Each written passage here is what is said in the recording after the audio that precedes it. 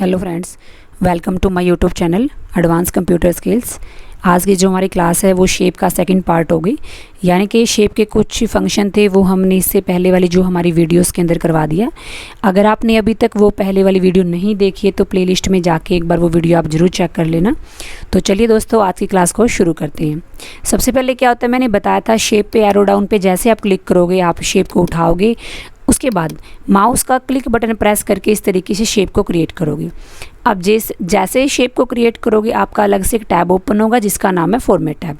अगर आप बाहर क्लिक करोगे उसके बाद आपका टैब हाइड होगा, क्योंकि इसका मतलब क्या हुआ कि जब आप शेप को सिलेक्ट करते हो उसके बाद ही ऑन होने का मतलब होता है कि ये जो सारा कंप्लीट आपका रिबन बार है फॉर्मेट का वो सिर्फ आपका शेप पे काम करेगा।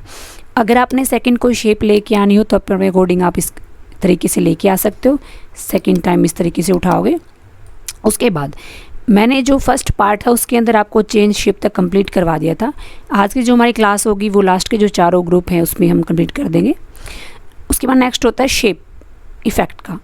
शैडो इफ़ेक्ट का मतलब क्या होता है, जो ये शेप आपको दिखाई दे रही है, मैं आपसे बोल दूं कि आपने किसी शेप के ऊपर शैडो इफ़ेक्ट को क्रिएट करना है तो आप जैसे एरो डाउन पे क्लिक करोगे अपने अकॉर्डिंग ड्रॉप डाउन में दिखाना चाहते हो, ड्रॉप डाउन में भी फंक्शन होते हैं, अप में, डाउन में, लेफ़्ट में, राइट में।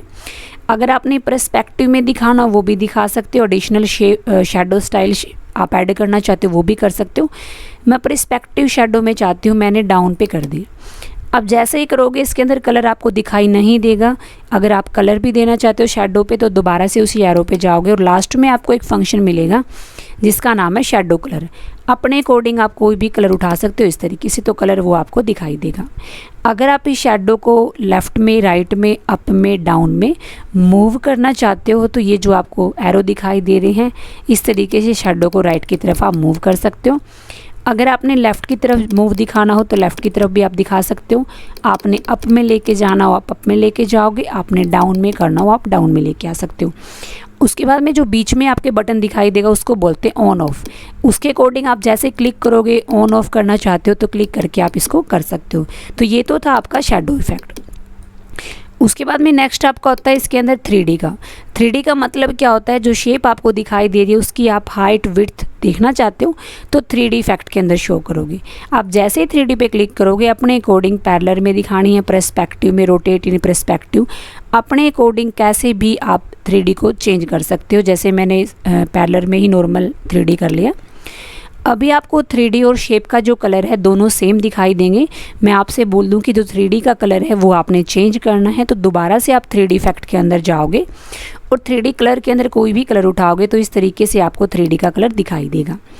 उसके बाद में क्या होता है, 3D के कुछ जैसे डिप्थ है आपको कम ज़्यादा करनी हो तो आप इस तरीके से करके देख सकते हो। अगर आपको नहीं करनी, नॉर्मल करना चाहते हो तो आप 36 पीटी पे रखोगे। उसके बाद में नेक्स्ट होता है डायरेक्शन का। अगर आपसे कोई ये बोल दे कि आपने डायरेक्शन को चेंज करना है जो आपका 3D है तो इस तरीके से आप अपने अकॉर्डिंग किसी भी तरीके से इसको चेंज कर सकते हो। उसके बाद में नेक्स्ट आपका फंक्शन होता है इसके अंदर लाइटिंग का, यानी कि उसको कितना डिम, ब्राइट, नॉर्मल, डिम आप शो करना चाहते हो अपने अकॉर्डिंग कर सकते हो। अगर नहीं करना तो नॉर्मल पे छोड़ दो। सरफेस में जैसे मेटल में, प्लास्टिक में आपको थोड़ा सा इफेक्ट दिखाई देगा, आप देख भी सकते हो। साइज़ को इंक्रीज करो आप एक बार साइज़ को थोड़ा फुल करो ताकि आपको पता चलता रहे। दोबारा से जाओगे 3D के अंदर, लाइट में देखोगे इस तरीके से डिम शो करना चाहते हो कर सकते हो। सरफेस को चेंज करना यानी कि प्लास्टिक में दिखाना चाहते हो आप मेटल में।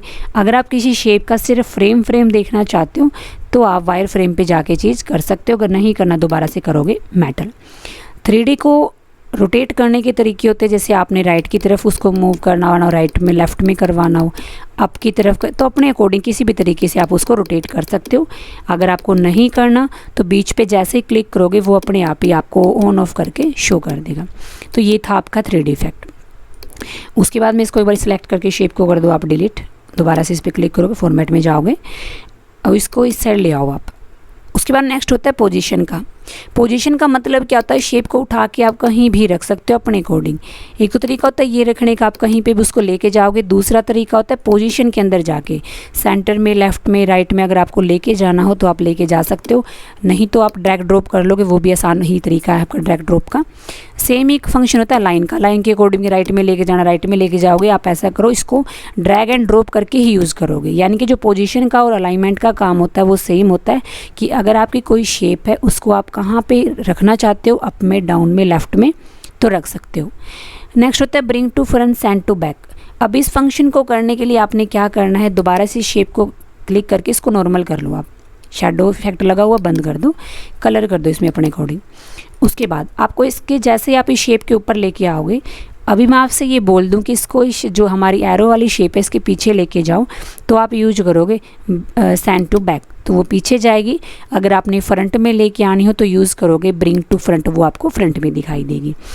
उसके बाद में नेक्स्ट आपका फंक्शन होता है ग्रुप का। ग्रुप मैंने बताया था शेप में आपका काम करेगा, जो हमारी पिक्चर मैंने करवाई थी उसके अंदर ये काम नहीं कर रहा था।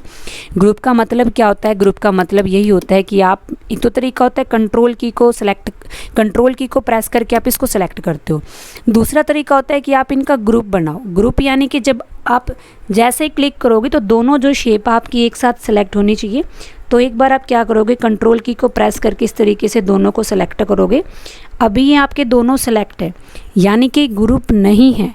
आप क्या करोगे, इनका ग्रुप बनाओगे। ग्रुप में जाके ग्रुप का फ़ायदा क्या होगा, आप सिंगल किसी पे भी क्लिक करोगे तो एक साथ उन दोनों का आप सिलेक्शन ले सकते हो। अगर आपको शेडो इफेक्ट, आउटलाइन, आप 3D इफेक्ट एक साथ करना चाहते हो तो इनका ग्रुप बना के ही करोगे।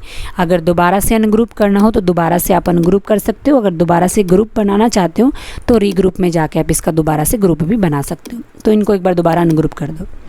रोटेट का मतलब होता है कि अगर मैं आपसे ये कह दूं कि सैरो को आप रोटेट करो, तो रोटेट में जाके जिस भी तरीके से आप इसको रोटेट करना चाहते हो अपने अकॉर्डिंग रोटेट आप कर सकते हो।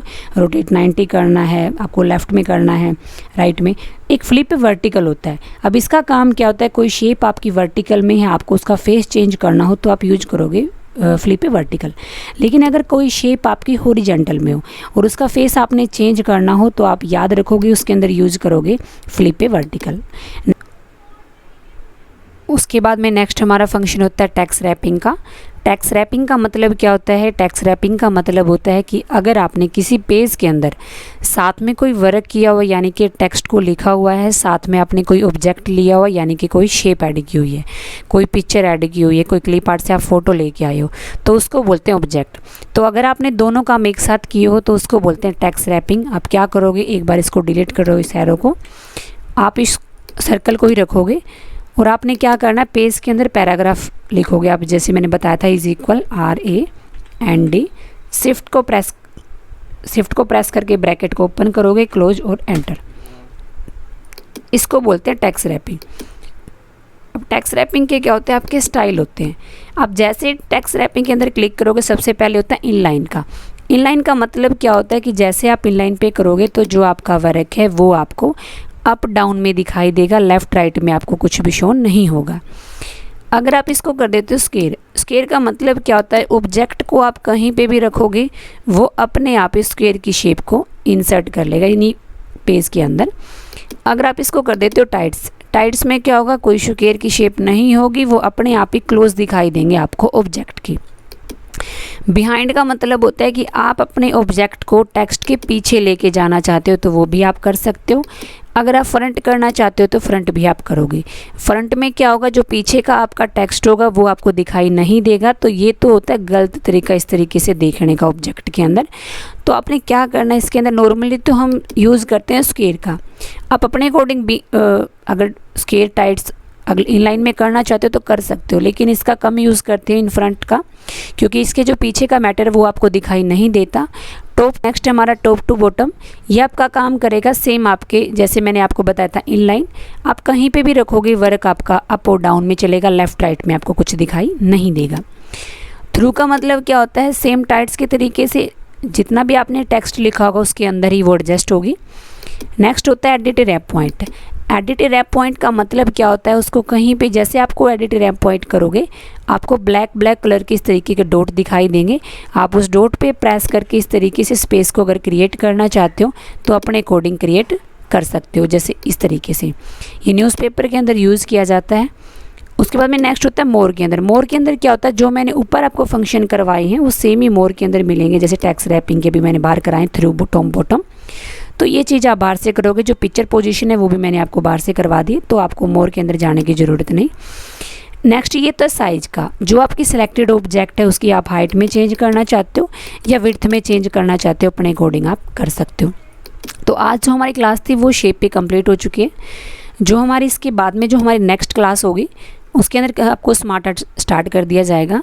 तो अगर आपने अभी तक जो हमारी पहले जैसे होम टैब कंप्लीट है, इंसर्ट के कुछ पीछे के फंक्शन है वो आपने नहीं देखे तो एक बार आप प्लेलिस्ट में जाके वो वीडियो ज़रूर देख लेना, ताकि आपका आगे का जो काम है वो कंटिन्यू चलता रहे।